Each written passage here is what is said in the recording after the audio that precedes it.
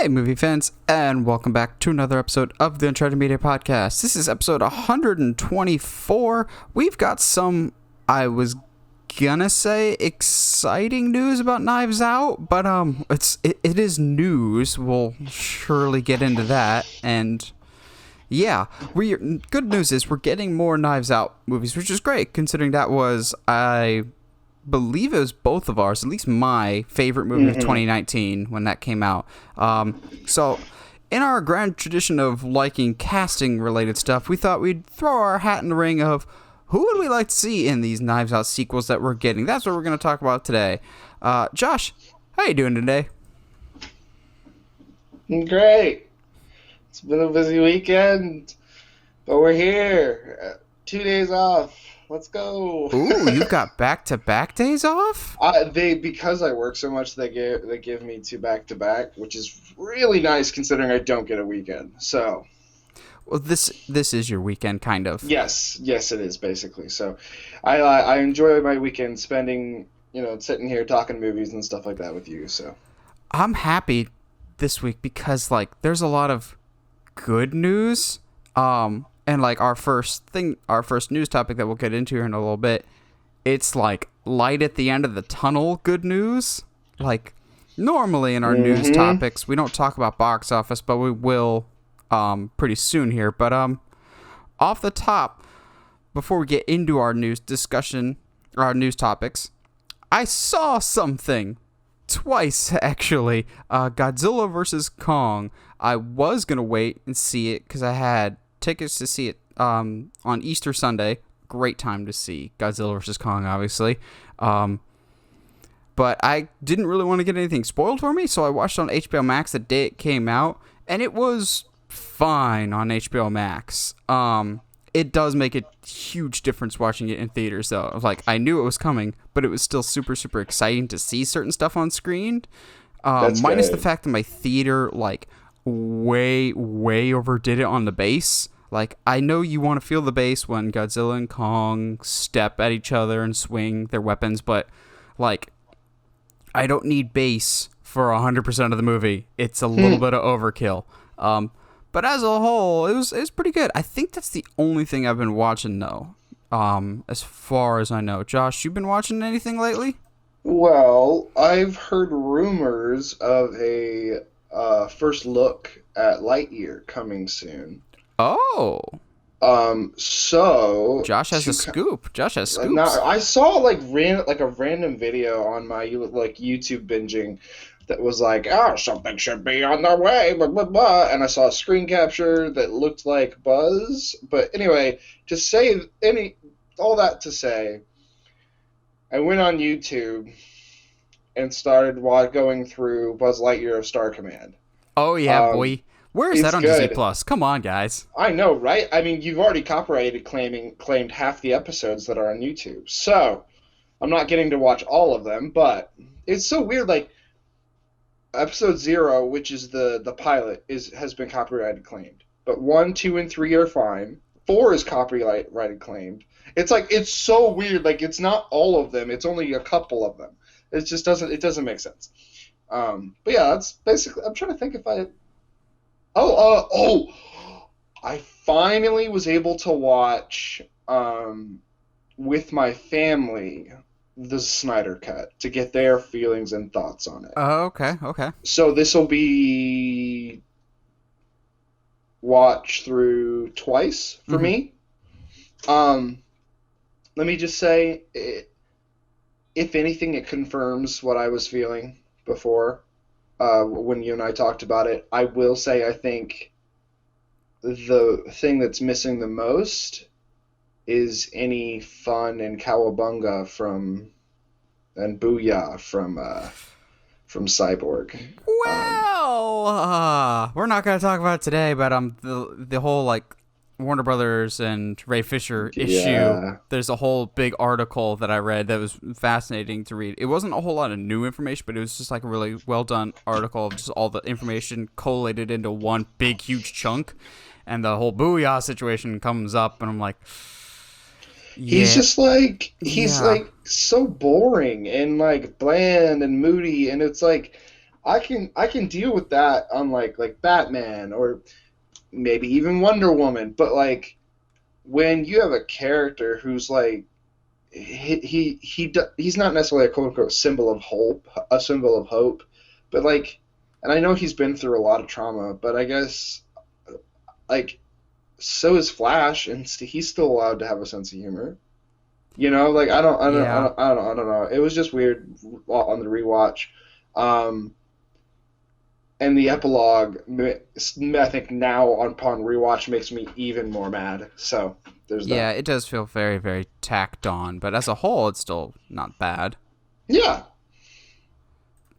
But there's bigger fish to fry and talk about. Not even Mm. to.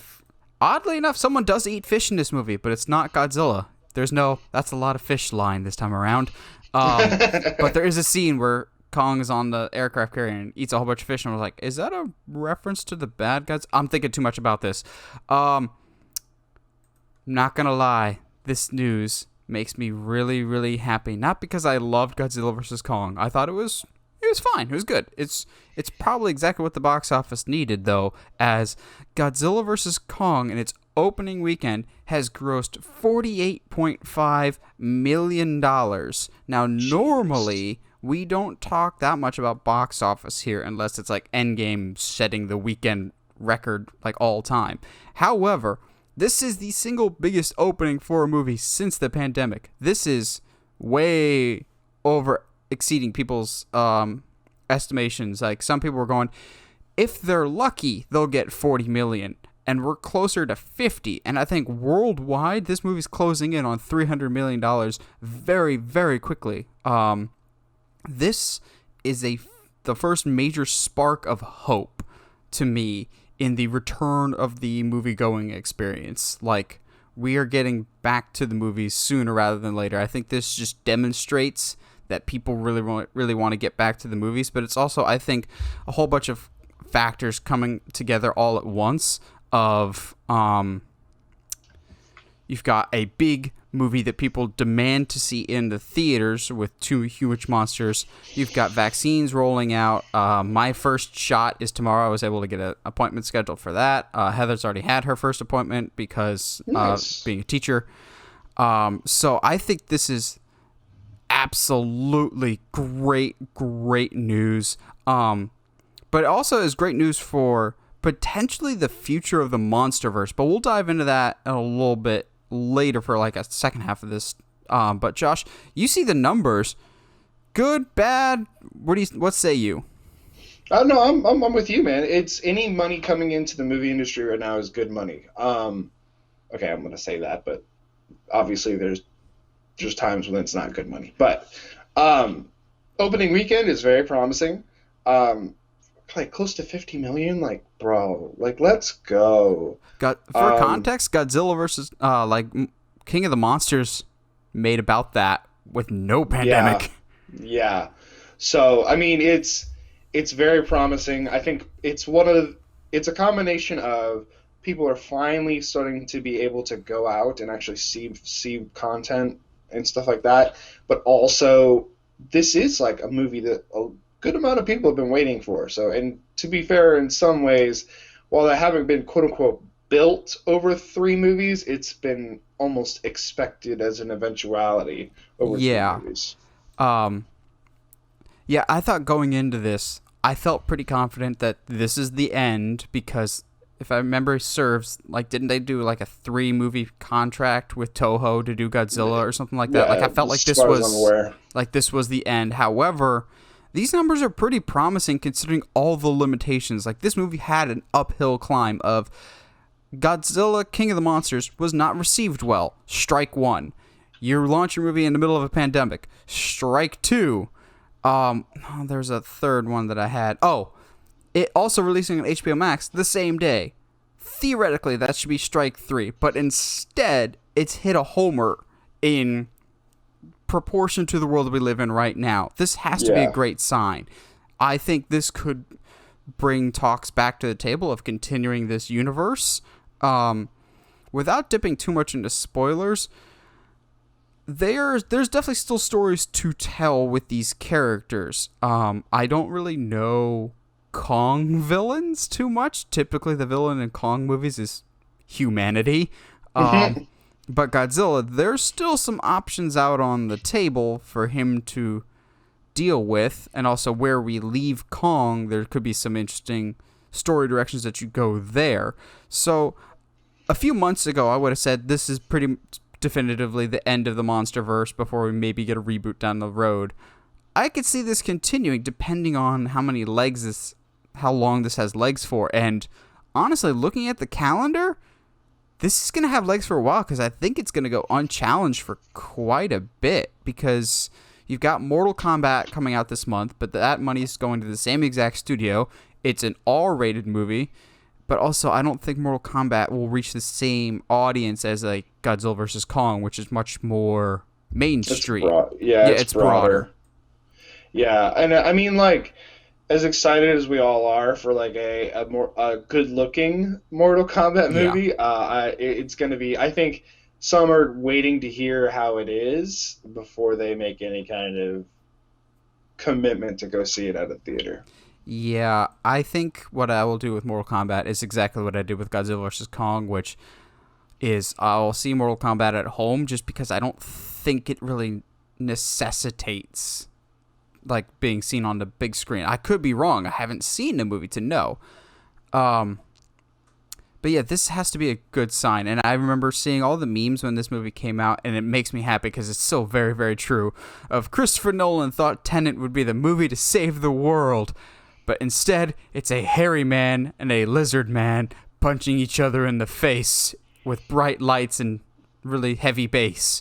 Also, the more I think about it, I think it's funny that in all the trailers you have that line from Alexander Skarsgård, "We need Kong. The world needs Kong." I'm going, are you saying that?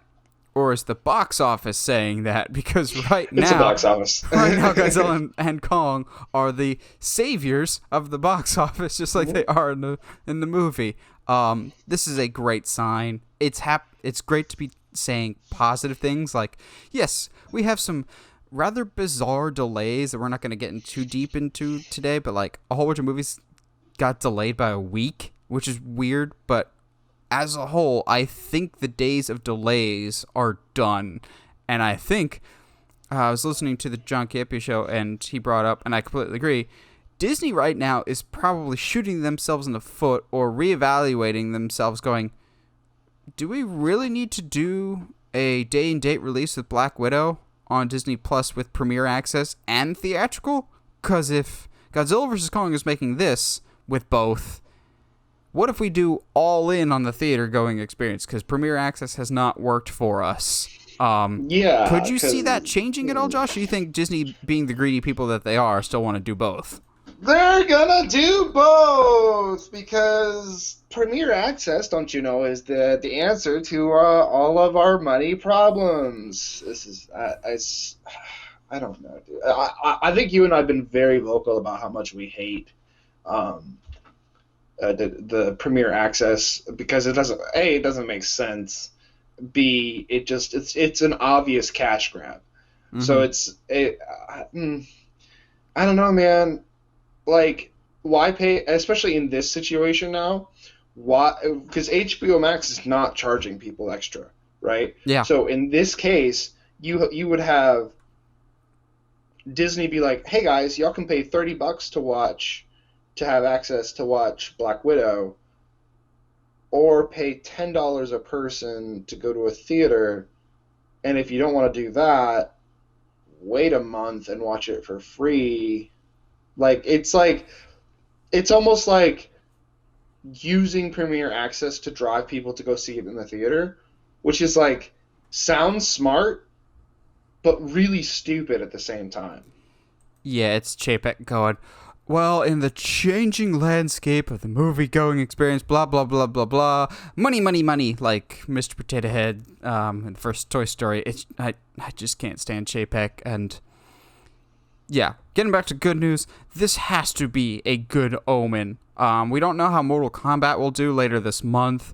I don't think it will do as well as Godzilla vs. Kong, but how the vaccines are rolling out, 2 to 3 weeks can make a big difference with a box office. So maybe maybe Mortal Kombat could be a $30 to $40 million opening weekend, in which case in this landscape, that's a success. To me, this just means somewhat close to normalcy, which is a great thing. Absolutely. Now, this is both good and bad, I think, for this next topic.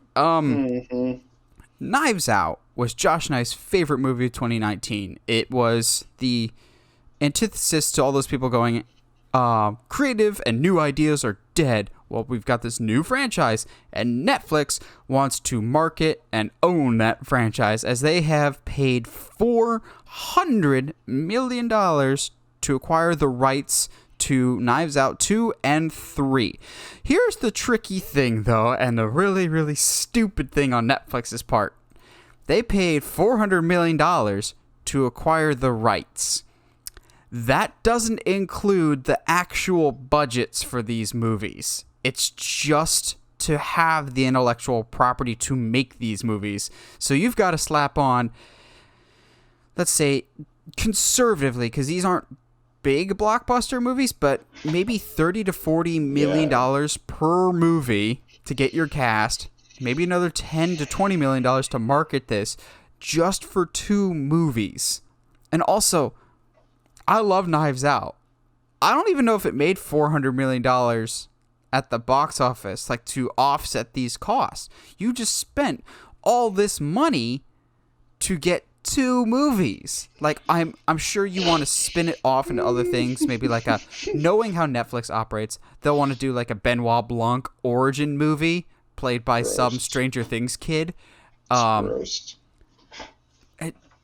don't understand the price tag for this, but then again, Netflix has been in a very aggressive mood lately when it comes to acquiring content. They feel the IPs slipping through their fingers. That's why they were rumored to be interested in buying James Bond's No Time to Die for $600 million, which is even more ridiculous because that's 1, more money, but 2, a single movie as opposed to 2 movies.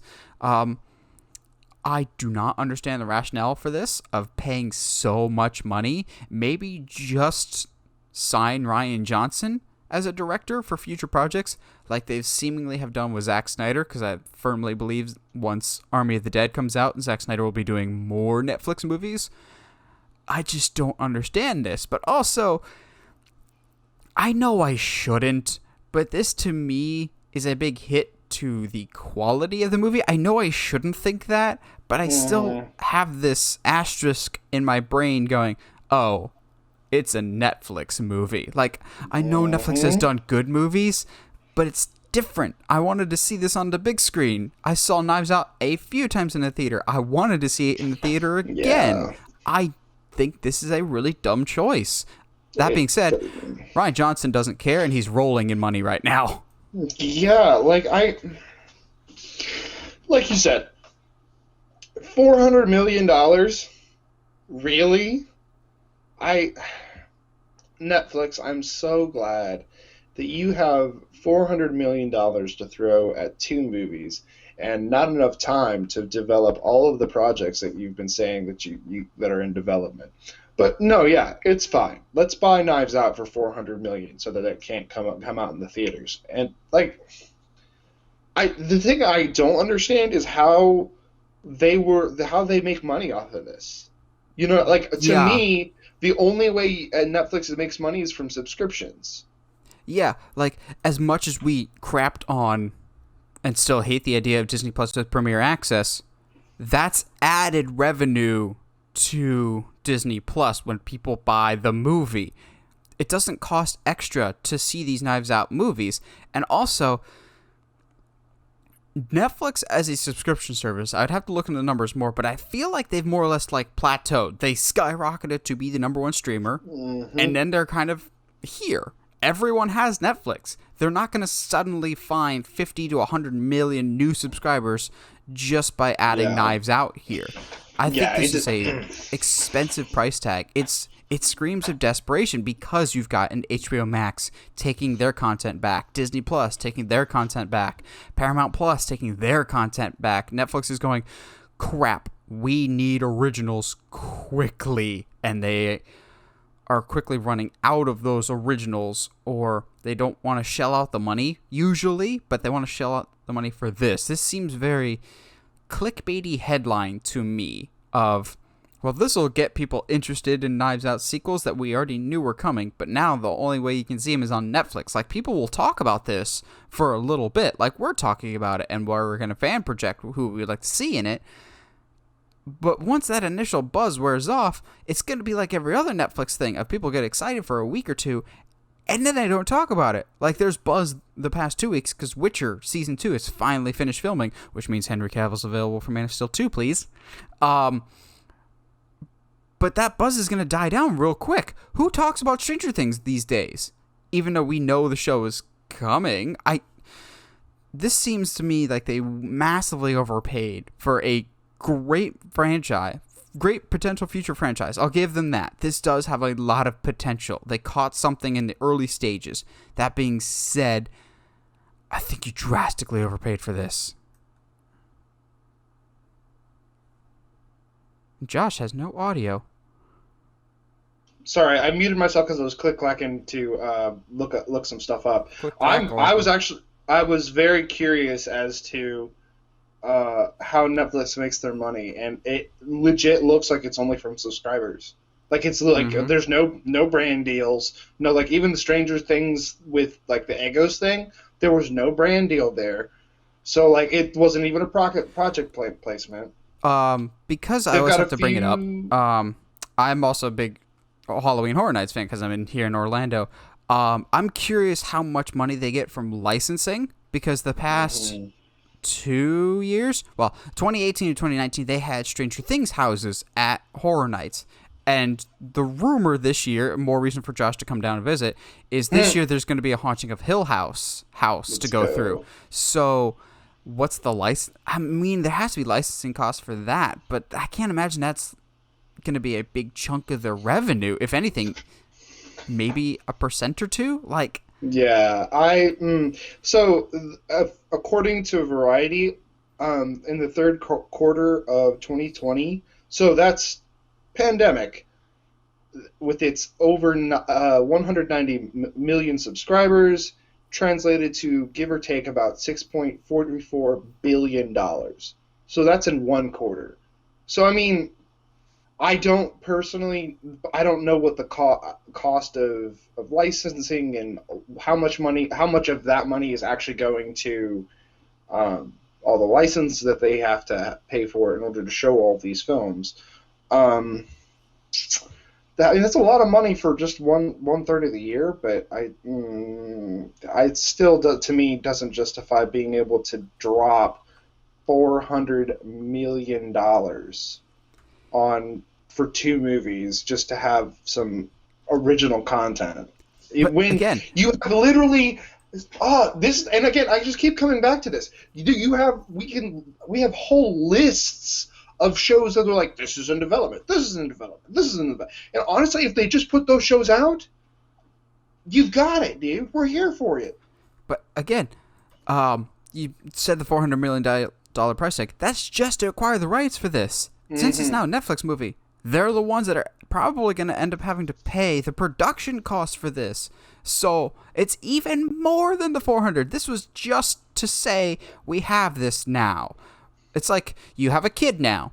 Sure, you have the kid, but there's all these other incidental expenses that come with that. Like thing after thing after thing. This is going to cost them a lot more money. It's not like a Fast and Furious or James Bond where it...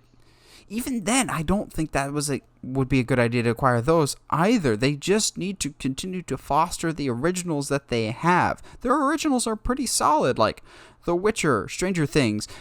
How about you don't cancel those shows after 4 seasons and just let them run? You don't have any really long shows. The reason why, as much as Josh doesn't like Friends, the reason why people watch Friends so much when it was on Netflix or HBO Max is there's 10 seasons of that. People can put that on in the background and forget it's there. Same thing with Parks and Rec or The Office or Seinfeld or whatever else.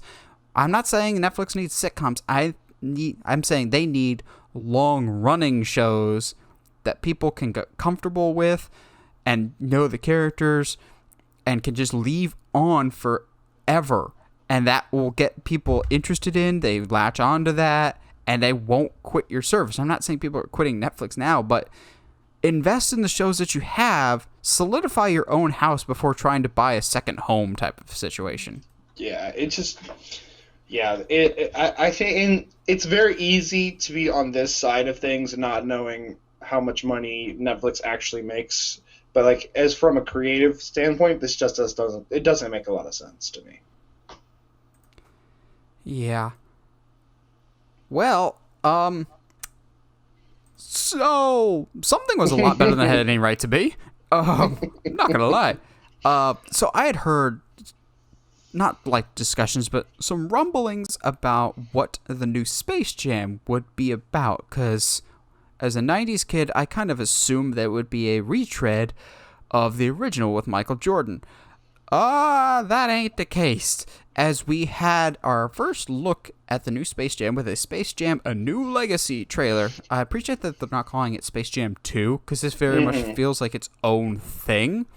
I had heard rumblings of what the story was going to be, and I was just like, nah, that seems a little far-fetched. Oh no, they're definitely going in a new direction with this, as it's basically Space Jam meets Ready Player One, and I am all about it. I'm sure I told Josh this, but I also told one of my coworkers of this, because we got in a debate about whether this or Ready Player One will be better, and is it okay to weaponize nostalgia, basically, because that's what this is, of, hey, look, this thing. I don't care if you weaponize nostalgia, so long as the nostalgia is targeted to me, and you show Iron Giant, and you have my money several times over, thanks to Ready Player One. Again, I saw this on Twitter, I believe, and it's kind of funny, but it's also kind of true. It's sad that the only time Warner Brothers ever acknowledges Iron Giant is when he stomps around in someone else's crossover movie. I'm going, yeah, it's kind of true. And also, why does Iron Giant always stomping around in someone else's movie? It's like, you do realize he's peaceful, right? Like, he's not actually a weapon for most of the movie. However, you have Iron Giant, you have Pennywise, you have both Penguins, you have both the Burgess Meredith and the Danny DeVito version in the background. You've got all these famous Warner Brothers characters.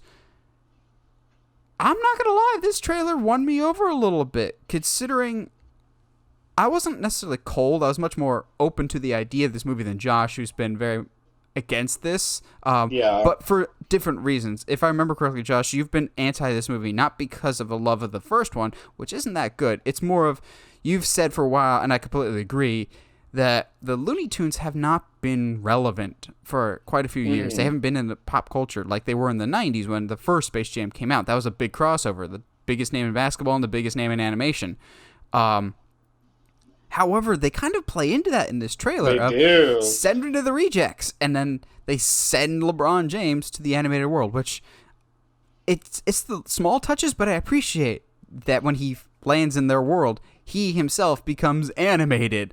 Like, yes. That was a good touch. And when he like blows himself up to be regular height again, I was like, something about this I'm kind of really digging, but it could just be the rose-colored glasses that are Iron Giant. Josh, what did you think about this Space Jam trailer? So, as someone who is not as, like, I love Iron Giant, but definitely not nowhere near as much as you do. But, with that being said, you know what? Don Cheadle playing a villain, was already on board. I'm on board. Like, yeah, cool. Send them to the rejects. Send them to the Looney Tunes. Oh, okay, yeah. That's exactly how you deal with that issue. That's great. Okay, cool. Like you said, it's just a bunch of little things.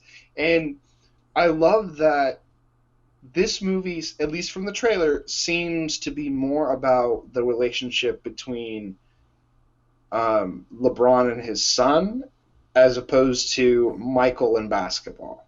Yes.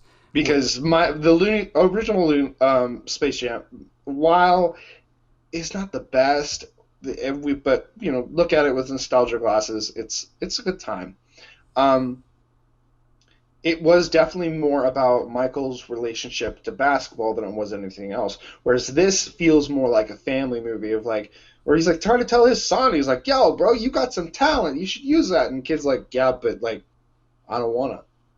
Like Mm-hmm. that's not what I want." And it's just I'm already they like you said when you opened up this topic like this trailer had it was way better than it had any right to be. I'm so on board, and like just seeing all these Brothers characters, and like obviously making a genuine effort to not make it just a retread of the old one. Obviously, there's story points that you can't avoid. You know, this is Space Jam. It's going to be a basketball game. There's going to be characters.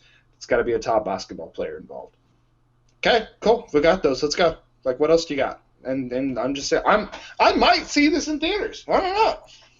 Also, I appreciate the color scheme of this. Like everything pops. It visually it looks gorgeous. I'm curious to see like I was with Ready Player One, as I've got my handy dandy Iron Giant that never leaves my desk.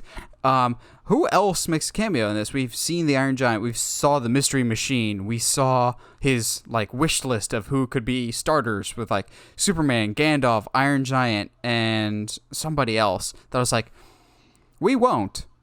But if Superman shows up in this, because we've already got a whole bunch of other people. I know they've said Don Cheadle is a new character. Like it's LG or Age Algae or something is his name. I would not be surprised at all if they do like some big reveal at the end and he's the same alien guy from the first Space Jam, just working through an android system this time. And I've gone on record numerous times and I'll say it again.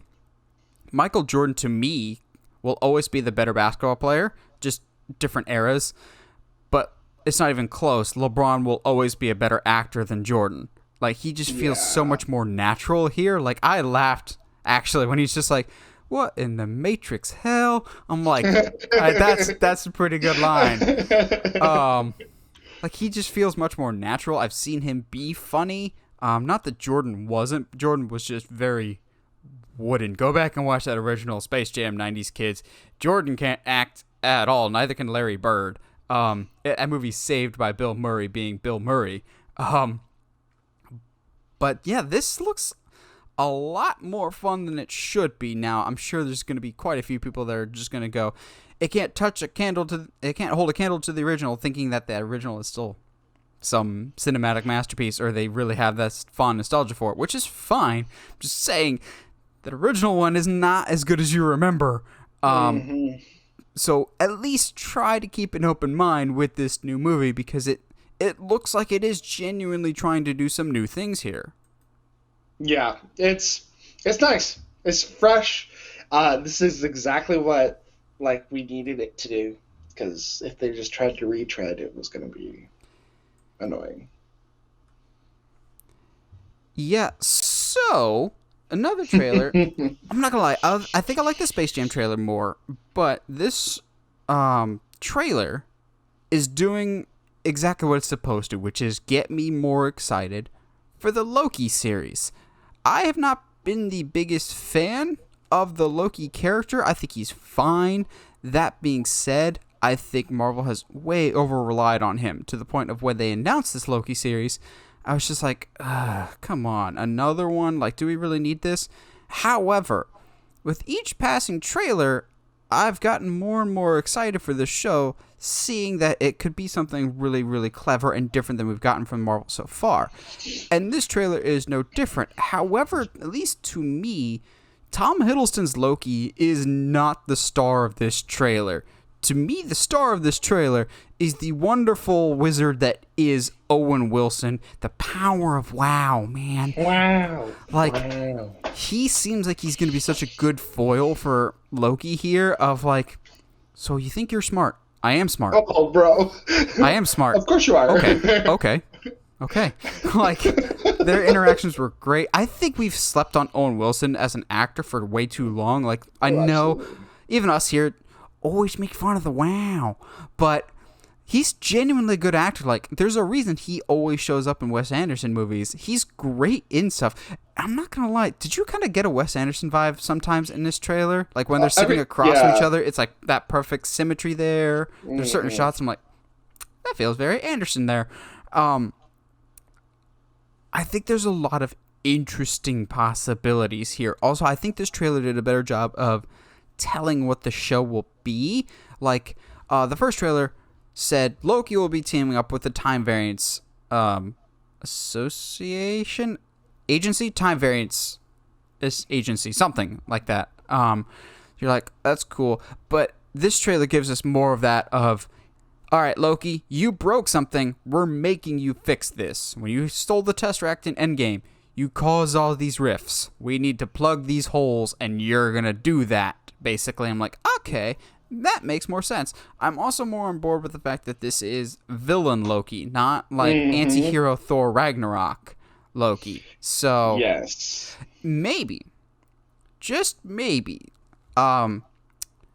this Loki, which is the one from our Avengers timeline when he's still bad, like goes on this journey or whatever, and ends up kind of in the timeline right before Ragnarok, and that's kind of where his character development came from, because it kind of seemed like in Ragnarok he all of a sudden had all this character development. At least to me, like he was a very different character, and I liked his character a lot in Ragnarok, but I think it'd be kind of cool of, you've got to close the loop somehow, and that's how you close it off. But then again, that kind of definitively kills Loki. Oh no. Oh no, deaths that actually matter. Speaking of deaths that actually matter, why does it look like Black Widow's in the trailer? But that's a whole speculation there, which speaking of speculation, I'm sure we're going to have a WandaVision 2.0 situation here of people after the first episode go, that's got to be Kang the Conqueror. Galactus confirmed. Galactus is the main villain for Phase 5, and all of us are just going to go, well, guys, shut up. Here we go again. I'm not looking forward to that part. But I am looking forward to the trailer. Like you said, the trailers have consistently gotten me more and more excited. I love that they've confirmed that this is Loki after Endgame, because that was a concern of mine of like, we brought him back to life. Well, what's going on here? I find the section where in the trailer where he said, where it's Owen Wilson's character, he's talking to like an assistant or something, like, hey, does he know that he's just a variant? And I'm very, very curious to see what that actually means. Not like, oh, he's just the same character. I mean, maybe that's what it is. Like, he's a character but that has died, but is from a different part of the timeline. So, you know what I mean? So maybe that's what that means. But like at the same time, like, what is the potential of that? Yes, there's potential for him to pop up in Ragnarok, and that like completes his story arc. But what if this actually turns him into the actual evil Loki? What if this pushes him to in the completely other direction? Not that we had a lot of proof or reason why Loki went to more of an anti-hero, but like, what if they actually like legit turn him into like a serious hardcore villain here that is like always lurking in the background now? Because as cool as this Time Force seems, there's no way they can control Loki. There is no, especially this Loki. Like, this is still where he's untamed. He does whatever he wants. Like, there's no way. Right? I don't know. I have faith in Owen Wilson that he can control anything. Which, looking at the picture that we have for the graphic here from the trailer, why does Owen Wilson look like Discount Thunderbolt Ross from Civil War? Like, he's got the hair and the mustache. Like, it's this aesthetic of like military man with mustache and gray hair. Honestly, I like Tom Hiddleston. I'm just more excited for Owen Wilson here because I think this will finally like kind of get him I think this will do for Owen Wilson what WandaVision did for Catherine Hahn, of a lot of people going, oh wow, you're great. They've been great for a while. Let's give them the props that they deserve, because Owen Wilson's kind of awesome, except for that haunting movie that we don't talk about. No, He's more than just wow, which I'll never miss an opportunity to say that. I think there's a lot of interesting possibilities here, and I think I don't want to go the WandaVision route here, but I genuinely think that this might be where we start to kind of get some inklings of bringing in some of the Fox characters, just because this seems more like anything could happen than WandaVision. WandaVision seemed like anything could happen, but this seems even more of we're exploring the cosmos and the reality of time. We also know that Kang the Conqueror is going to be in Ant-Man 3, Quantumania, and Kang the Conqueror deals heavily with time travel, so maybe he is set up in this. And Kang the Conqueror, as we know, is a descendant of a specific fantastic superhero. So I'm not saying we'll get Fantastic Four teases, like the WandaVision tease that went nowhere. But I wouldn't be surprised if we get some form of Easter eggs or references to at least start setting the groundwork for more galactic threats out there. Not Galactus, but galactic and cosmic threats. You mean maybe they go through a timeline and come face to face with a certain surfer? Ooh. I mean, the color scheme feels like a Jack Kirby. Bro, that would pop hard. Like, just like he said, color scheme, just the way everything looks. Oh, dude. There's so much. I agree. Galactic threats. Bring them on. Come on. What we got? Show it to me. Speaking of galactic threats, we've got one that won't be coming anytime soon, with the New Gods. So for those that don't know, the New Gods is essentially kind of like the world of Darkseid, basically. Darkseid, the Justice League villain. So you've got the Light, which are the New Gods of Orion, Big Barda, Mr. Miracle, and then you've got the bad guys who live on Apocalypse with Darkseid, Granny Goodness, Desaad. We were supposed to get a New Gods movie, directed by Ava DuVernay. Well, it seems like Warner Brothers has dropped that movie, as well as the Aquaman spin-off movie called The Trench, that was basically going to be about those terrifying creatures. Both of those projects have been shelved. I can't say I'm overly surprised about this, honestly, because both of these projects were announced a while ago. I feel like The Trench was announced almost immediately after Aquaman came out, and then after it was announced, nothing happened. Like, there was no movement on this whatsoever. Kind of the same thing with New Gods. New Gods was even in development for even longer. I think there's a variety of factors to this. One, Ava DuVernay and Tom King were working on a script.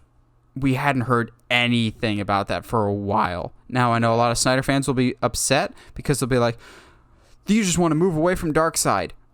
I was always kind of under the impression that this New Gods movie wasn't connected to Zack Snyder's version of Darkseid at all, because Ray Porter, the guy that voiced Darkseid in Zack Snyder's Justice League, was asked on Twitter, and he was pretty open, saying, yeah, I don't think that I would be coming back for that New Gods movie. I think that's something completely separate.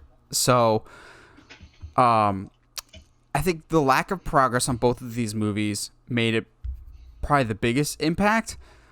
I don't want to break out the tinfoil hat, but maybe, just maybe, Warner Brothers got cold feet about A Wrinkle in Time, also directed by Ava DuVernay. Like, I want to have faith. I think she's a great director, and maybe that was just a bad day at the office for her, and maybe just it was her first major big blockbuster movie, but it wouldn't be out of the realm of possibility for Warner Bros. To get cold feet going, oh, we're really high on this person. Oh, something didn't go right. Scrap everything that never happened. Like Zack Snyder's entire universe that he wanted to set up after Man of Steel, but then they got cold feet after Batman vs. Superman. Warner Bros. Has been known to get cold feet. I wouldn't be surprised if this is something that they've had on the back burner for a while. The New Gods one is more disappointing to me, just because I think there's much more interesting story there. Like Mr. Miracle, I just read his comic, and it was really fun and different. I think Orion's really, really cool after I first was introduced to him on Young Justice. Just the war on New Genesis versus Apocalypse could be so cool and visually different than anything. The Trench, I never actually believed that we would get that movie. Yeah. It just seemed like, all right, we're developing this. It didn't actually seem interesting to me because, yes, the creatures in the Trench have this really cool design because James Wan comes from a horror background. That's it. They're cool creature design. They are things that devolved over time. What's the narrative there? There's no story there, whereas the New Gods have much more story possibilities. Josh, are you disappointed that either of these movies are canceled? You just kind of accepted this? They're out of sight, out of mind for you? What are you thinking? Yeah, out of sight, out of mind. Like you, I was never really sure that they were going to happen in the first place. Trench movie, didn't think it was going to actually ever be a thing. Didn't know really what story you were going to tell unless you were going to be like, well, let's look at the story of what, drove these people mad eventually and turn them into the creatures that they are. Like, that's not that interesting. Like, I feel like there's cooler stories to tell, but who knows? But like, especially with New Gods, I think there, like you said, there is like a little bit of a caveat of like, oh, but then we won't get New Genesis versus Apocalypse. Like that would be cool, and it would open up a lot of doors, and it'd be fun to see Darkseid outside of the context of a Justice League. Mm-hmm. That would be really cool, I think. But it is what it is. I just hope that they're not shelving these to restore certain places for other movies. If you catch my drift. No, because I think we already kind of know.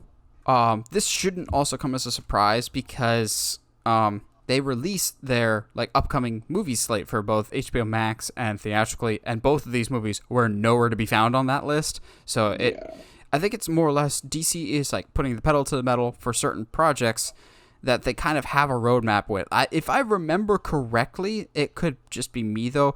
Maybe these were previous administration movies. No, it can't be. At least The Trench was a Walter Hamada movie. Maybe New Gods was a Kevin Tsujihara movie, who was the head of Warner Brothers, but I can't remember now. It's just been that long for this to be in development.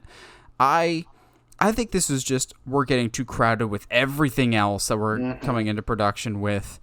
We just don't see how this fits. We're kind of dragging our fate with both of these. Just taking James Gunn aside. Hey, are you actually serious about this Trench movie, or are you actually serious about making Aquaman 2? Come on, man. You can't be the next Guillermo del Toro in terms of you direct the first one and then just produce the rest of them as they dip in quality. I mean, he already kind of is the Conjuring movies. But I don't know. Also, with the New Gods, there's cool characters, but in terms of characters in the DC pantheon that I desperately want to see sooner rather than later, there's certain characters that I feel like have more urgency that I want to see than the New Gods. The New Gods are cool, but I would like to see the Flash family. I would like to see Teen Titans, Young Justice, Justice League Dark. There's a lot of different characters. Red Tornado.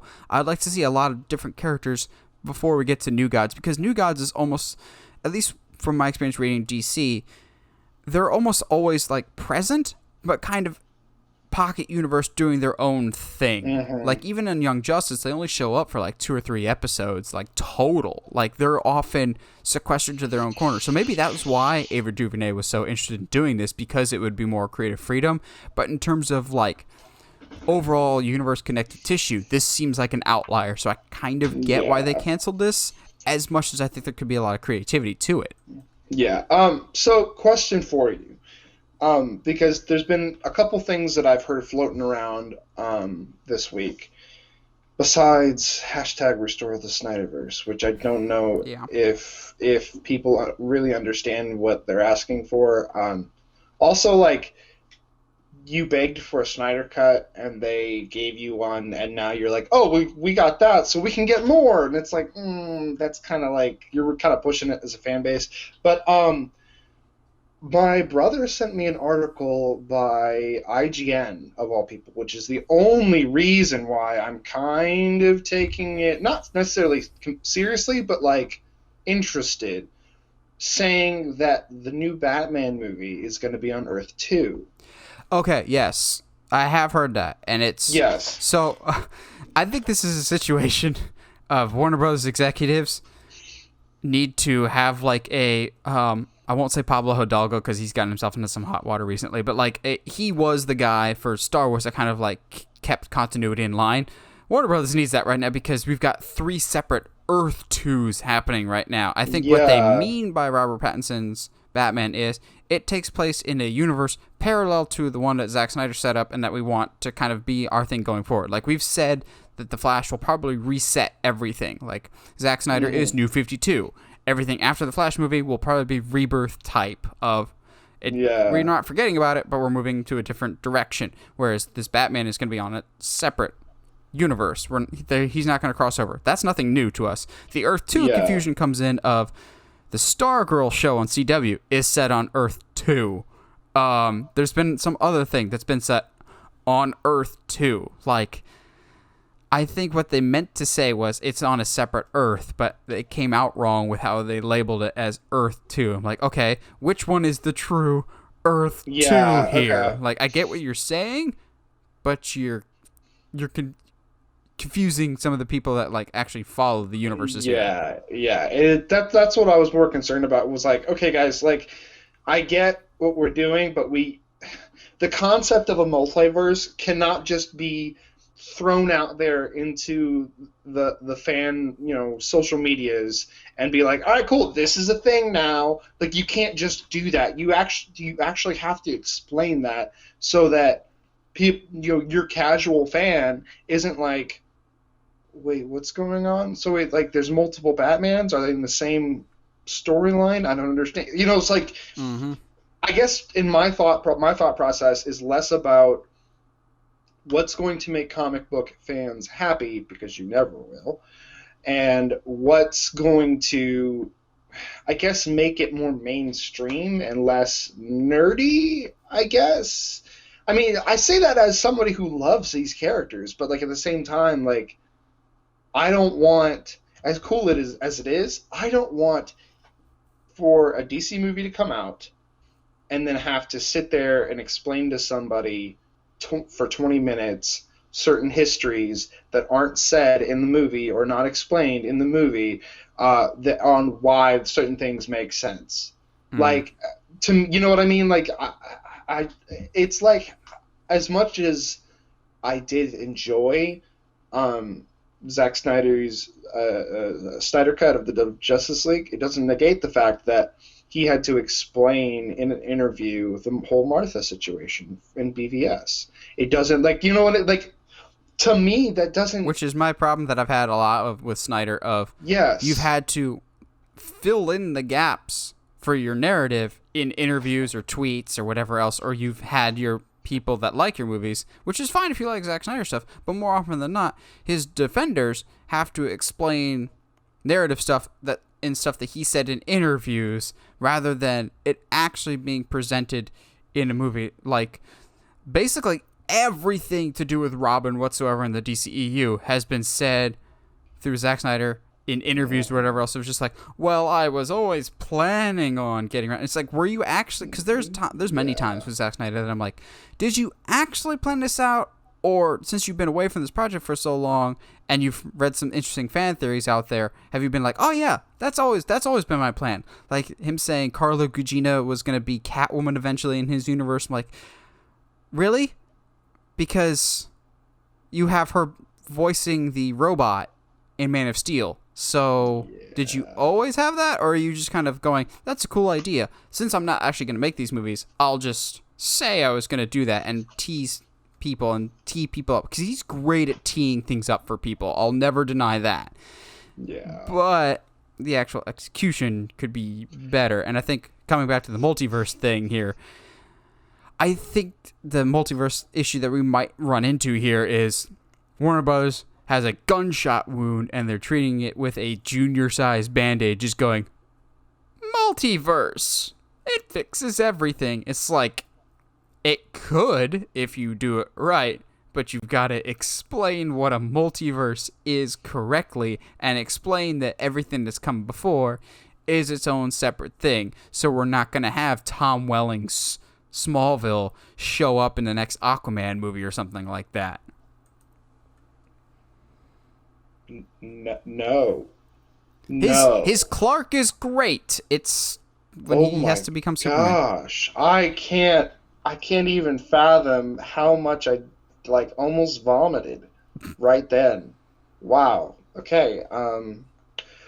Cool. So, moving on. Moving on. Sponsor. Moving on. Hold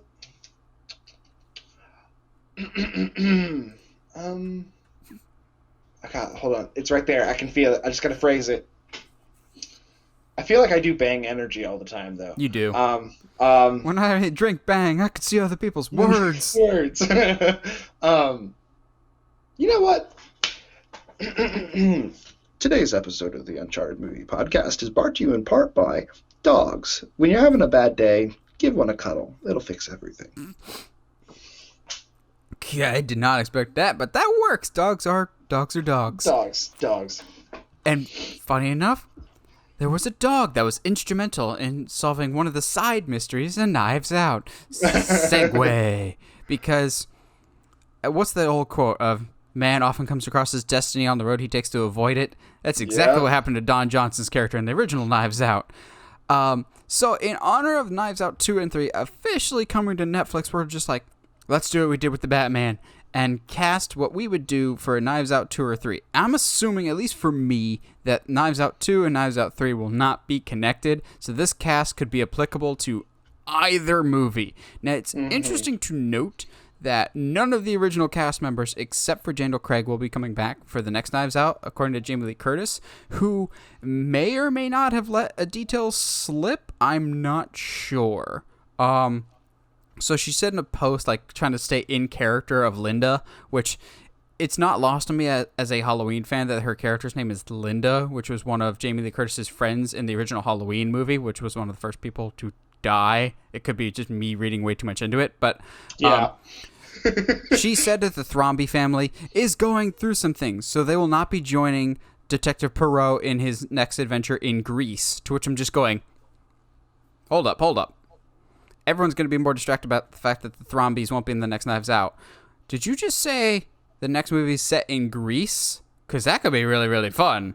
Again, it's just a location. She could also just be making fun of it, but it could be an interesting little tidbit. But we're not here to talk about that. We're here to talk about who we would like to see in a Knives Out. I think the beauty of the first Knives Out was it had such a diverse cast of different age demographics. No matter who you are, you will probably recognize at least one or two people, no matter the generation. Say you're the older generation, you go, oh, that's that handsome man, Christopher Plummer. Or you're a younger generation, oh, that's 13 Reasons Why, Catherine Langford. Or you're just the casual movie fan, hey, that's Captain America being a dick. So... yeah, he is off. One of the posts that I saw about Knives Out was something Rian Johnson did really, really, really well, and whether it be intentional or not, is he takes all of the really hunky guys and puts massive puffy sweaters on them so you can't see any of the muscle definition. I really, really thought about wearing my Knives Out sweater just for this, but that's not. So I have 10 people total. It wasn't like a top 10 ranking or anything. I tried to, because the original cast is so diverse, I tried to get people from all ages and walks of life, but also it was pretty evenly split between men and women in Knives Out, as opposed to being a male-dominated cast or a female-dominated cast. Like, Avengers tends to skew more male, so I tried to balance it like the first one was. So I've got 5 men and 5 women and 2 honorable mentions. I'll get my honorable mentions out of the way now, just because I think both of them are long shots, but they'd be really, really fun just because of their connections to previous mystery movies. I would love Tim Curry and Matthew Lillard. Oh, I need Matthew Lillard in more things. Just in general. I love that man. So, he's great. seriously, guys, if you just know him as Shaggy, the man has done more than that. Well, I mean, he's been Shaggy for a while and the animated stuff, but he's a great actor, and I would love to see him in this because Knives Out did a great job of, here's some actors that you haven't seen in a while, Don Johnson, and really puts them in the forefront and reminds you, oh yeah, we do really like these guys. Plus, this is a far-fetched rumor for sure, given what happened to him in the first movie, but there are certain rumors and rumblings, I don't know if I believe them, that Matthew Lillard could be returning to Scream at some point, which I'm just going, you do realize Stu had a TV dropped on him, but I guess that's not technically a death sentence. He didn't get shot in the head like, what's-his-face. But also Tim Curry, just because of Clue, and Tim Curry is wonderful, but I don't know what kind of health condition he's in after his stroke a few years ago. I have another cast member on my list that I'm like, it's a big if, given their health, whether or not they could do this, but it would be fun nonetheless. Josh, where do we start with this? So I'm actually going to start with one of my first ladies. Go for it. Ladies. And only because you brought up Matthew Lillard, because I have Sarah Michelle Gellar in this. Dude! I Like, almost put her. go. I genuinely almost put her.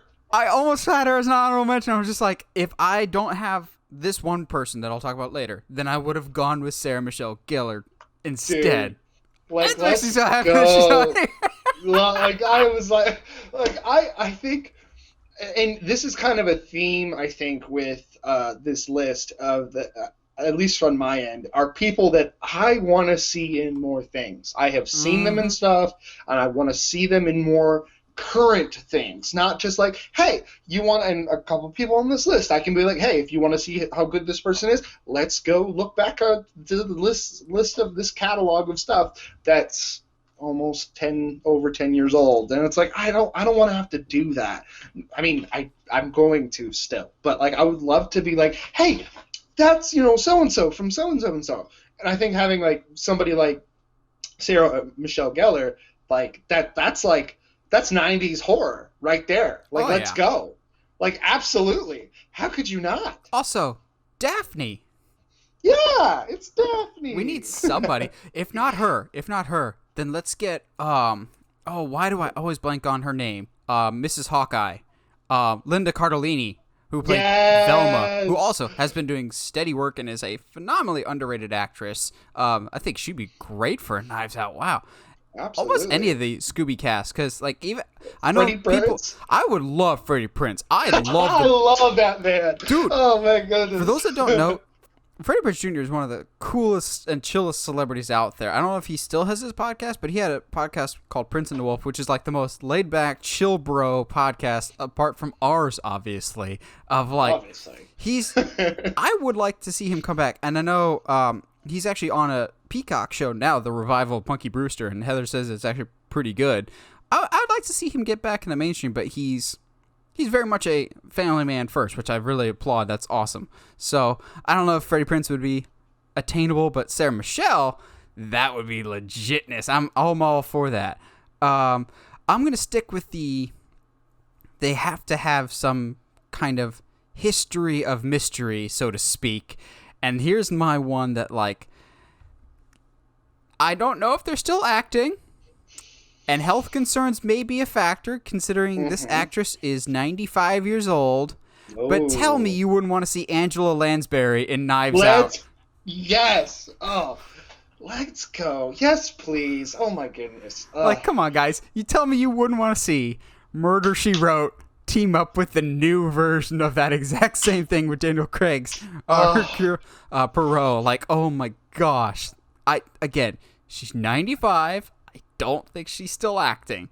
But as soon as we said Knives Out cast, I'm just gotta be Angela Lansbury. Come on. Like, when I think murder mystery, that is the first thing that comes to my mind, besides maybe Peter Falk's Columbo or Tony Shalhoub's Monk. Bring back Tony Shalhoub in some capacity. I'd be okay with that.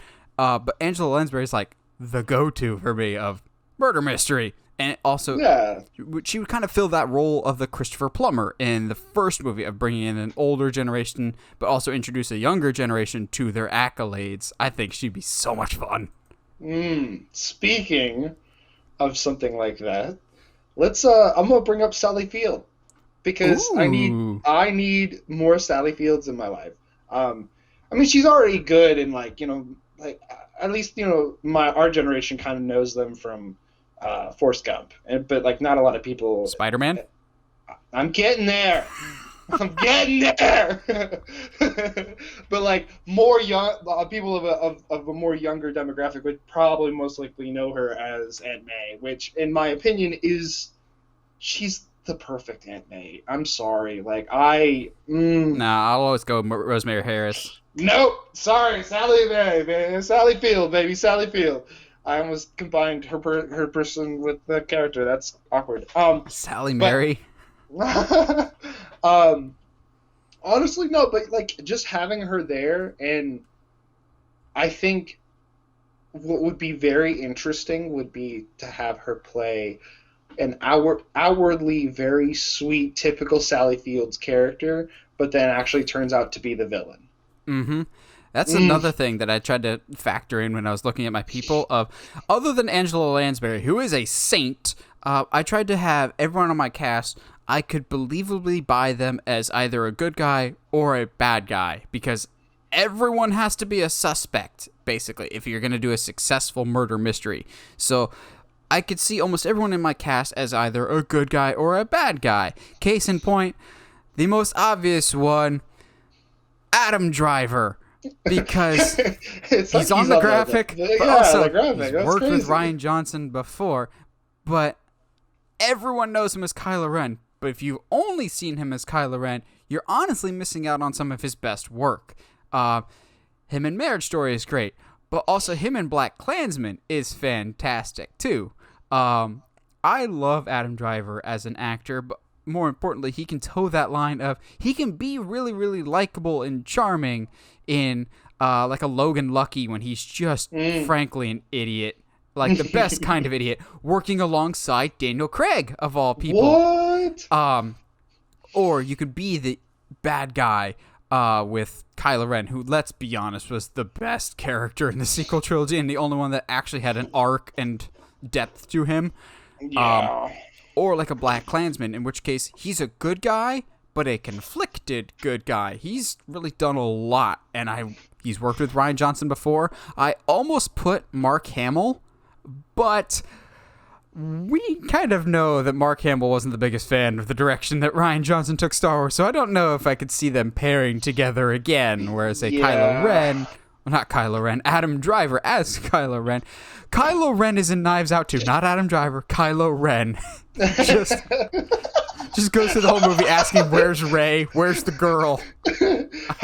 No, it's like a whole nother level of acting where Adam Driver has to act as Kylo Ren, acting as somebody else. I'd be down for that. But, like, he can be funny. Case in point, look up any of the times that he's hosted SNL. The man is hysterical. Dude. He's done Serious with A Marriage Story, which he should have been nominated for Marriage Story if he wasn't already, because he was excellent in that.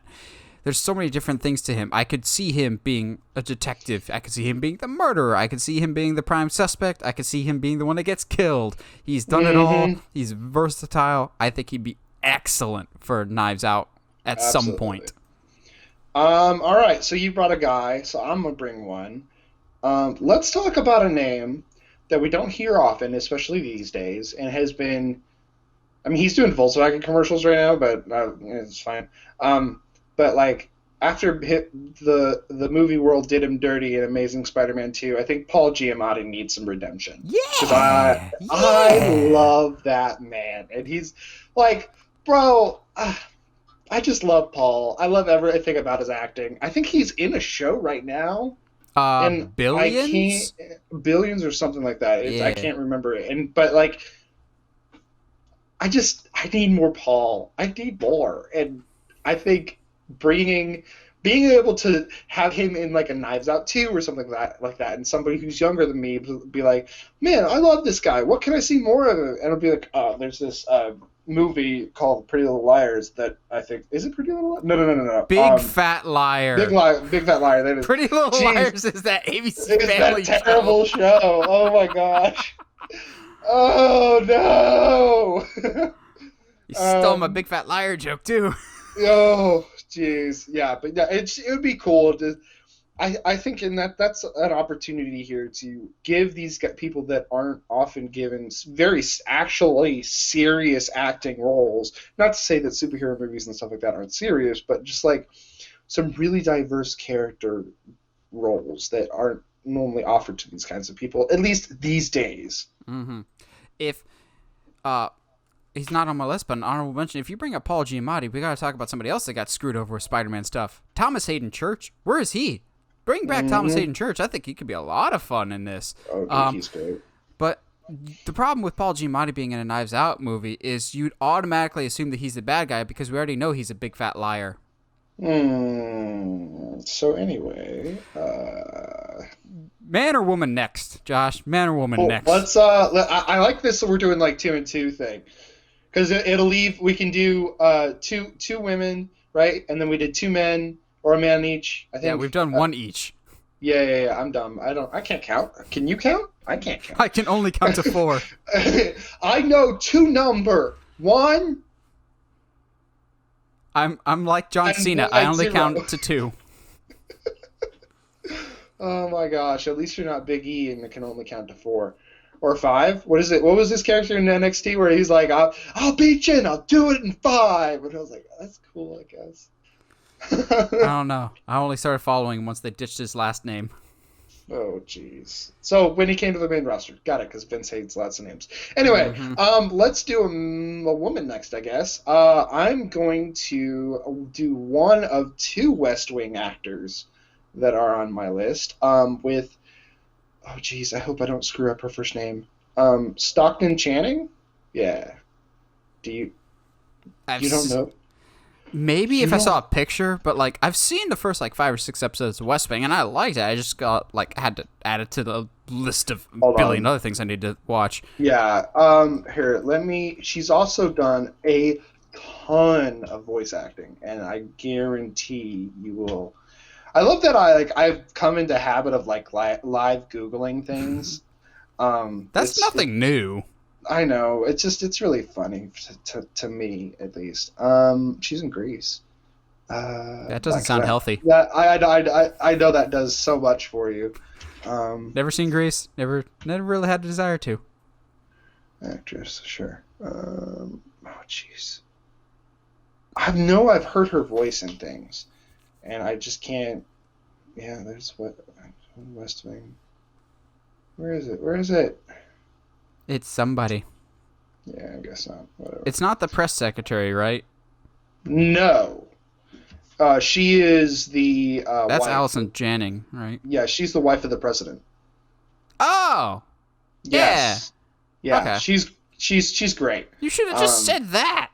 I'm stupid. Leave me alone. I can only count to 1, remember? In which case, we gotta bring Dule Hill into this movie. I mean, why not? He can tap dance all over the dead body.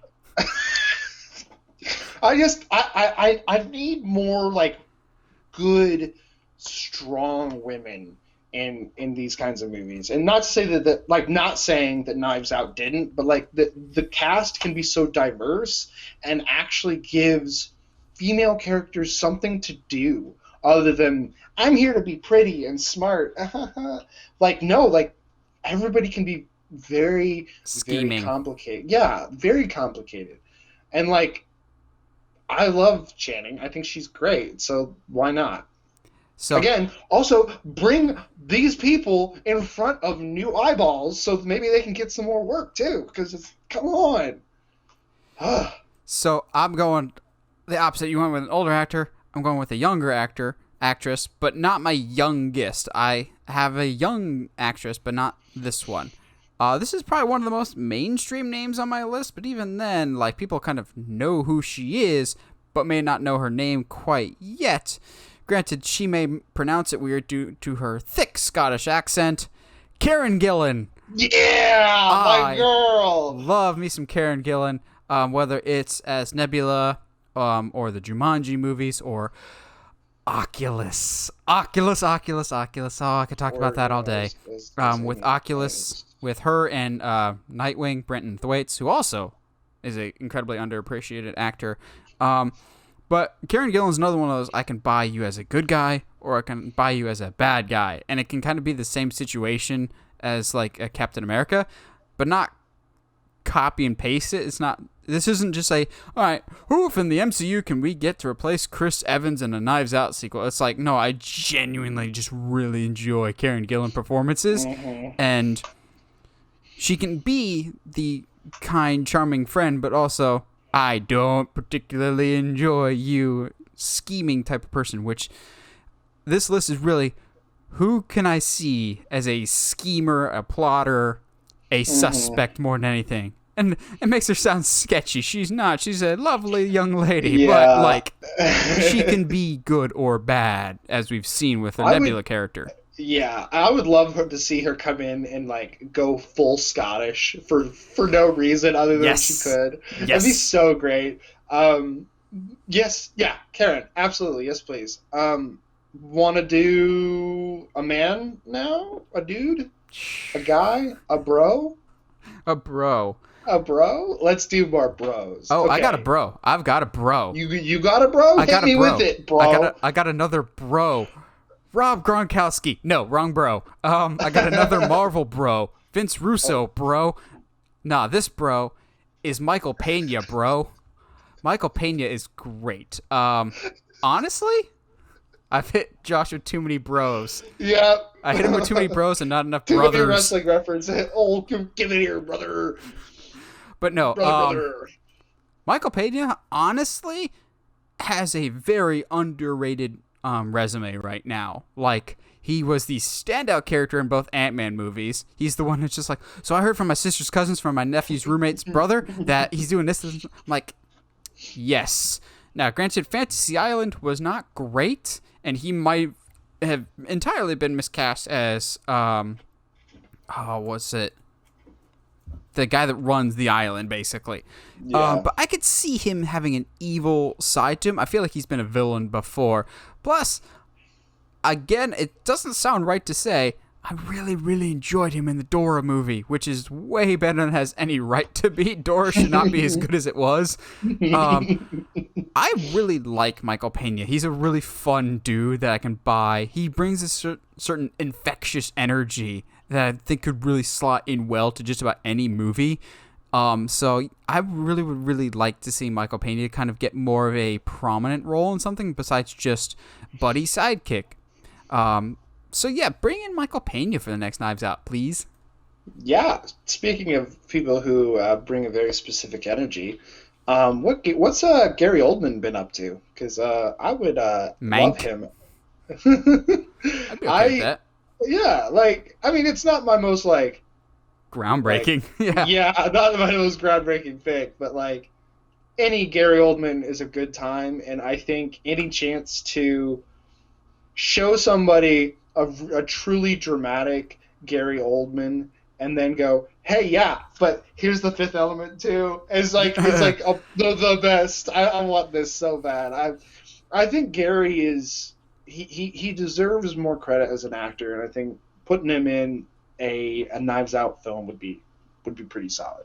Also, good Gary is another one of those of like, he's played the bad guy, whether it's Air Force One or The Fifth Element, but he's also played the good guy, whether it's Harry Potter or Batman. So he could be either one of those. You could see him being a prime suspect in something and not knowing if you could trust him or not.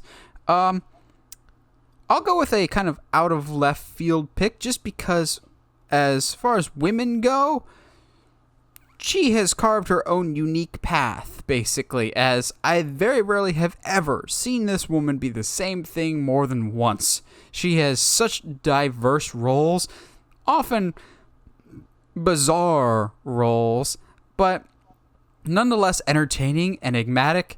Tilda Swinton, I think, would be perfect for this. Yeah. Especially after seeing her in a whole bunch of Wes Anderson things. Like, she's always quirky and different and can be a chameleon that blends into just about any role, really. She's just a lot of fun. She's quirky, weird, different, but she's got this energy of you don't know if you trust her or not, which is, again, all the time perfect for Knives Out. She's been bad, whether it's Narnia, but she's also been good. She's kind of just this chaotic neutral. Wasn't she also in The Dead Don't Die, if I remember correctly, as the coroner? I think so. Yeah. Yeah, there's so many roles that you don't even realize that it's her, basically. So throw some weirdness in there. I'm just remembering The Dead Don't Die and the Man, I wish that was better. I don't. I think it's not good, but I think it's perfect as it is. It's such a weird movie. Another Adam Driver movie. True.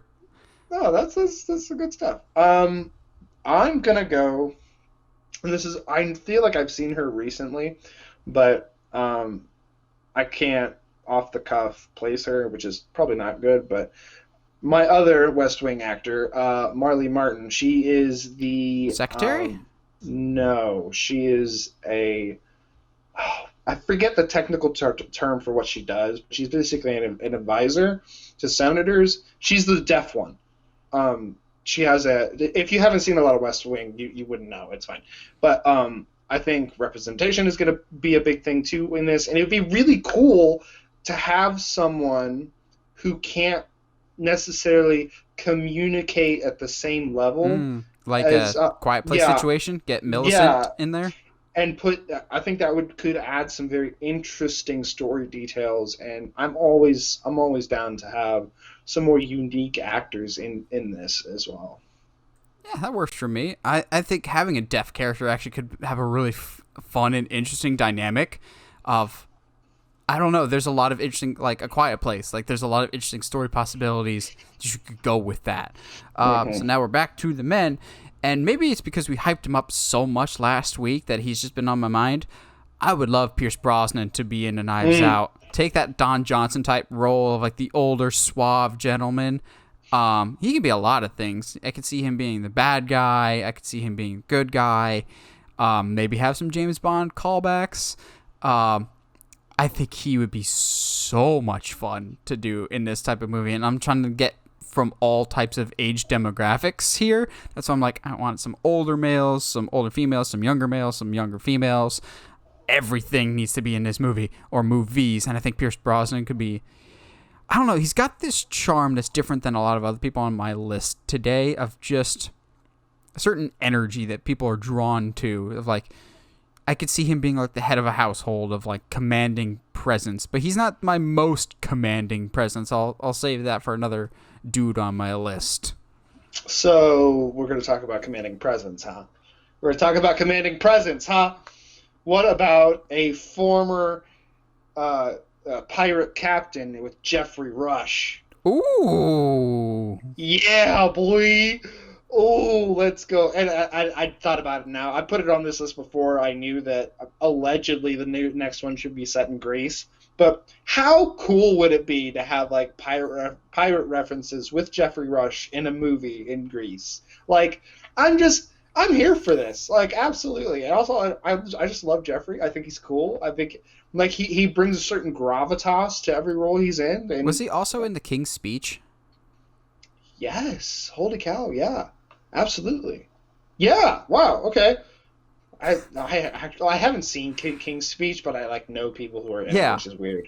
But like, you know, he's the guy that like teaches him how to speak properly. But like, maybe he could be like the snooty older guy that'd be like, yes, I own several houses in the Caribbean, whatever. I own my own rum factory. I can totally see it. I had this troublesome son-in-law or something like that, or like extended cousin.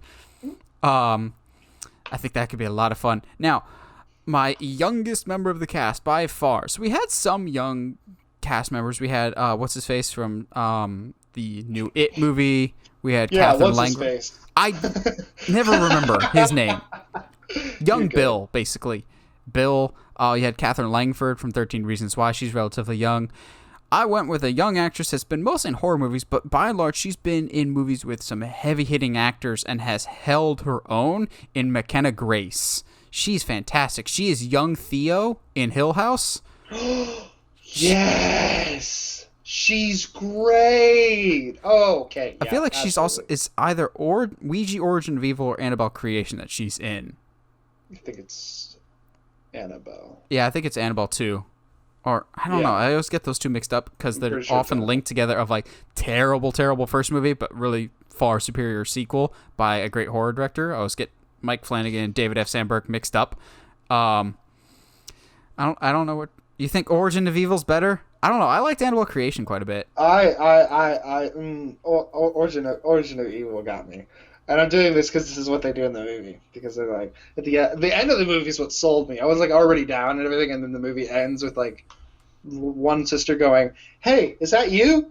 Oh, hey!" And then like they like lead each other out. It's great. Yeah, it's a good movie. Anyway, But but yeah, yes, McKenna young Grace Theo. has been in some great high-profile projects with some really big-name actors and held their own. She was a few years ago. She was in some movie with Chris Evans, and apparently she was excellent in that. I think she's got a really bright future ahead of her. I think she could be like either a really precocious child or just a really interesting dynamic there. Having a younger actor in there that could grow into the role, I think she'd be a lot of fun here. She's just been on my radar for stars to watch for in the future for a while. I think she could be amazing in this. Absolutely. So that finishes out Nope, I got your one more woman. your actresses. Nope, Oh, okay. I got one more lady that I I'm not saved the best counting. for last. I'm not counting right. That means you have 6. No, I don't. I'm not counting right then. Whatever. No, you're not. So, and I don't know if this is because I've been watching a lot of NCIS New Orleans with my dad, just Okay. because he watches it, but when I come home from work, that's what he's watching, and so like I just Yeah. set over here for him. But there is, I don't know, only because I don't get to watch the show that often. I don't know what she does, but there's a character played by CCH CCH Pounder. Pounder? Dude, Yes. CCH Pounder's awesome. She I was would love her. she was so good. There's a show that my parents used to watch, and I would watch a lot of them with them. So I've seen most of the show. It ran for 5 seasons, called Warehouse 13. Okay. And she was more or less the director of this, like, it's kind of like the librarian movies of, like, they collect artifacts from around the world for safekeeping and whatnot. And it was actually really, really good. It was on Sci-Fi for about 5 seasons, but she was the director of that, and she was awesome. She's Yes, I'm great. down. Also, she's voiced Amanda Waller in a couple DC animated movies. CCH Pounder's amazing. I love me some CCH Pounder. Yeah, If we didn't absolutely. have Viola Davis as Amanda Waller, I would want CCH Pounder and basically no one else because they're both perfect. I think I would actually end up preferring CCH just because, like, but like Viola, she is good, so I don't. Yeah. I don't want to say she's bad because she's not. She's fantastic, but like, there's a certain, and I'm going to use this again. There's a certain gravitas that Pounder brings to a role that like the way that her look, like she can look at somebody and you don't know if she's being genuinely nice or she wants to kill you or she's great. I would absolutely. Who's your last girl? Because I got one more guy. Oh, I after this, too. got 2 more guys and 1 girl. Okay. So I'll do I don't the know guy. how this worked. I'll do the Oh, guy. I have 2 more guys too. I'm stupid. So let's do one dude. Oh, I'll do man. my last girl, and then you do your last. We'll do our last dudes. Okay. So, my second to last guy is the dude that, like, when I see him, just commands respect. Like, I don't know what about it. It's just posture. He looks like a man that knows what's up. Knows, like, when he steps in a room, he's in charge, and I want to listen to him. Plus, he's got an amazing voice to the point of, honestly, if he's not Jon Stewart someday in a Green Lantern movie, I'm going to be disappointed with Sterling K. Brown. Okay. He's got this look of, not arrogance, but, like, confidence, and I command the room. So maybe he's the good guy, maybe he's the bad guy, because he was the bad guy in the Shane Black Predator movie from 2018, which wasn't as bad as people make it out to be. It also wasn't great, but I like Sterling K. Brown in it. Heather watches a lot of This Is Us, and he's excellent in that. That's really, like, what his big breakout role was. I would like to see him break into more mainstream stuff, and I think he'd be fantastic. I mean, Frozen 2 is pretty mainstream, but that was voice acting. He just has this look to him that I'm like, yes, you are leading man potential here. So yes, please. All right, my second to last.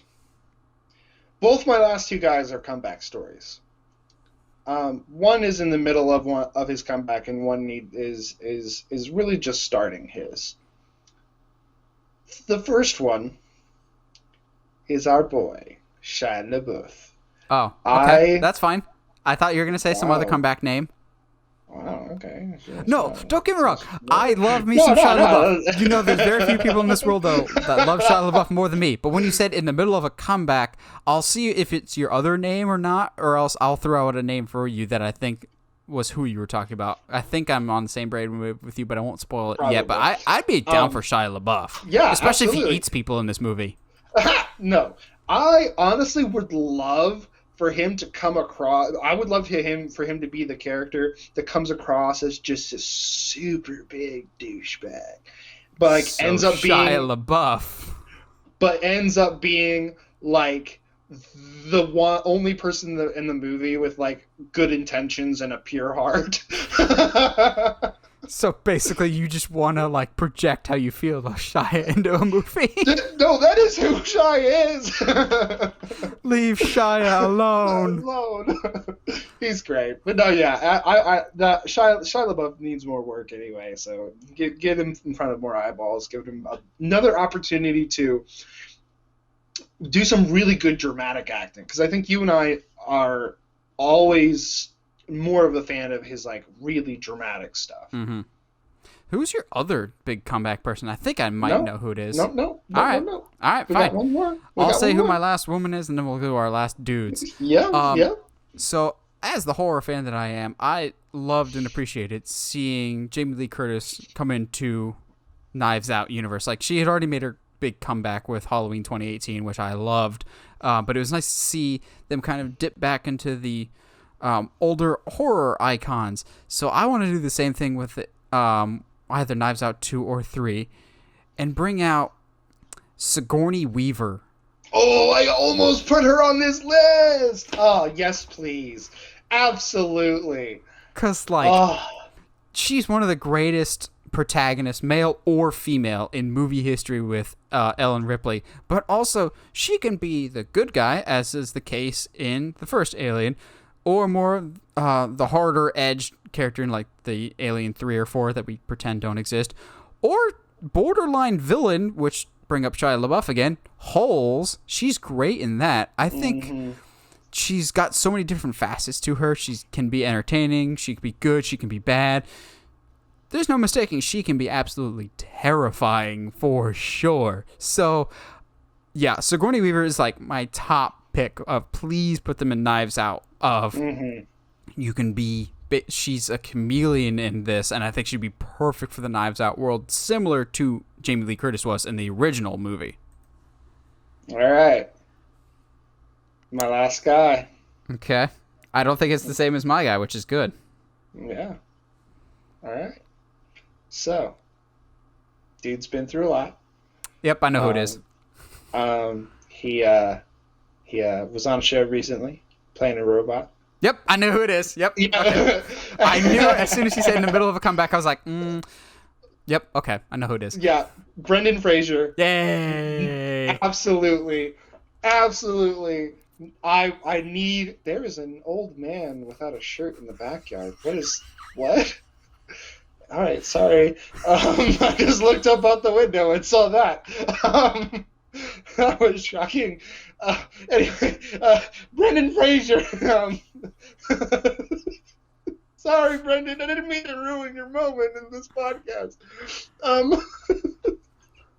But no, he's. If you guys haven't seen Doom Patrol, he only does the voice. I think he only does the voice. I think for I'm Robot not 100%. Yeah, I'm not 100%. But he is in the show a couple times. Yeah.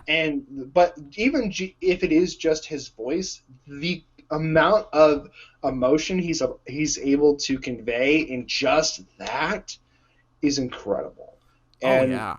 I think if there's any male actor that deserves to have his acting chops put on display or have an opportunity in a genuinely good environment, a genuinely good film, it's Brendan Fraser. Oh yeah, I feel like also he's set to like headline some movie coming up soon, like not a major one, but definitely an indie movie. So, I very much would like to see Brendan Fraser get back to leading man status. I really really like Brendan Fraser. He's just got this likable personality to him, and maybe we turn that on its head. Maybe we're lulled into a false sense of security with his compassion, and he's actually the bad guy. Bro, what if? Okay, so what if we give him his personality of Ben from Scrubs, Yeah. and then he turns out to be the villain? Oh, because honestly, Oh, his role in Scrubs is single-handedly one of the most likable TV characters I've ever seen, which makes it all the more gut-wrenching what actually happens to the character, even though they spell it out in the episode what's basically going to happen. he's only in it for in the show for maybe an episode, maybe two at the most. I think he's in maybe 2 or 3, because he's in one where he comes to the hospital with a nail in his hand. He's like, look, Yes. yep.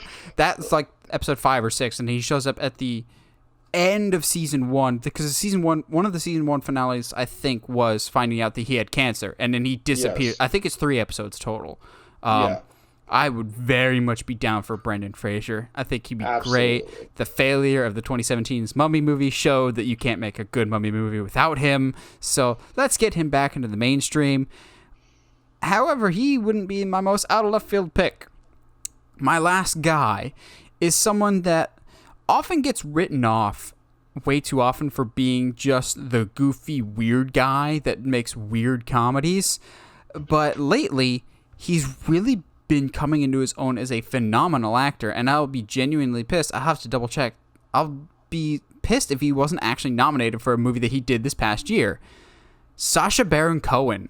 Oh, okay. For The Trial of Chicago 7, he was outstanding in that, and he deserves to be nominated. But who'd you think I was talking about, Josh? You said weird comedies, and the first name that came to mind was Seth Rogen. And I was like, okay, sure. No, Seth Rogen isn't a good actor compared to Sacha Baron Cohen. Okay, anyway. So often, when you hear Sacha Baron Cohen, for better or for worse, and Josh is going to be broken for some reason. I'm going to mute myself for a second because I got to laugh. For some reason, for as long as I can remember, at least being a movie fan, when I hear Sacha Baron Cohen, why is Josh just broken, apparently? Josh is just dead. We're good. Okay. We're good. Okay. All right, we're good. Whew, we're back. We're back on it now. Yeah. For years, as a movie fan, when I hear Sacha Baron Cohen, and I'm sure others are the same way, you immediately think Borat and think that's basically the only thing Sacha Baron Cohen does is his goofy, very nice shtick, and then does it again a few years later. However, besides those, he actually has some really good performances. I actually really like him in Talladega Nights with Will Ferrell. I think we often overlook that performance. He's really, really good in the Aaron Sorkin movie, The Trial of Chicago 7, which is on Netflix. That's outstanding, and he's outstanding in that. But to me, actually, the performance that made me go, holy crap, you're like an actual actor was in Martin Scorsese's Hugo, when he's the inspector. I was really inspecting him to be his typical goofy self, but he's actually... There's depth and interesting character to his character. He seems cold, but there's a reason for it because of his leg, or he's basically just trying to do his job, basically. And I'm still a little mad to this day. The Bohemian Rhapsody movie was fine, but I still maintain to this day that the movie would have actually been better with Sacha Baron Cohen instead of Rami Malek. I like Rami Malek as an actor. Yeah. But Sacha Baron Cohen, I think, would have been a better fit. And I think he'd be a perfect fit for this. He can be the goofy, but also he's a really good actor that can lull you in of either he could be a good guy or a bad guy or somewhere in between. I've seen him be a lot of different things. Bad guy in Les Mis, kind of on the border with Hugo. You think he's a bad guy, but he's actually really a good guy. I think too often we sleep on the actual acting ability of Sacha Baron Cohen because of the Borat movies, which were wildly successful for him, but he kind of got associated that with that basically forever. And to this day, people still think, oh yeah, the Borat guy. But but I think he's a really good actor, and I think he'd be outstanding in Knives Out as a sleeper actor. Yep. Honestly, when it comes to it, I think both of our lists are just pretty solid. I will say I think it's hard, at least for me, to go to get some of the more minority actors on this list, and I would love for there to be more representation in these movies. Mm-hmm. Use this as an opportunity to tell other stories with a diverse set of characters. It's a great opportunity. Yes. And I get why there wasn't diversity in the first one because it was all a white family, but also in the same sense, there technically was diversity in the storytelling in that it's this white family, not versus, but kind of versus being passive-aggressive racist against this Hispanic character that ultimately ends up winning in the end by not playing their game. That's how you win, is not playing Harlan's game. God, I love this movie so much. It's so good. It's very good. I think that's like, I don't want it to, I just didn't want this to be like, oh, these two white guys casting a movie and it. Jack Black plays everybody. Say less. I'm here for it. Oh my gosh. It's just Tenacious D meets Knives Out. Yeah. Tenacious why are we Knives not Out. doing this? Tenacious Knives Out, man. Someone call somebody. We need it right now. Oh, you didn't know? You better call somebody. Have you been watching his YouTube or his TikTok or anything, or his Instagram at all? I've seen some of his stuff. Jack Black is one of the most funniest men on the planet. Oh yeah. Bro. Some of the weird stuff he does is just the best. Anyway, he has a gaming channel where he plays games, and it's the funniest thing on the planet. Like, of all things. That doesn't surprise me. That does not surprise me. Not at all. Anyway, I think I'm excited for both of these films. I'm going to stay by my guns and say that I don't understand Netflix dropping this much money on it. But it is what it is. So. Yeah, I'm in the same boat as you. It's Netflix. I'm excited for the movie, but I do question it a lot why it's going to Netflix. Well, what do you guys think? Were you a fan of the first one? Did you like it? Did you not? Let us know in the comments below who you would put in a Knives Out 2 or Knives Out 3 now that we know that they're coming to Netflix. Or it could be like any other Netflix thing and it gets announced and canceled 3 months later. But let us know what you think about potential Knives Out sequels down in the comments below and who you'd like to have. And as always, if you like what you hear and you want to hear more, subscribe to us on whatever audio platform you're listening to us on, whether that's iTunes, Spotify, Google Podcasts, or YouTube. And if you haven't already, subscribe to us on YouTube at Uncharted Media. And as always, stay sharp, movie guys and gals.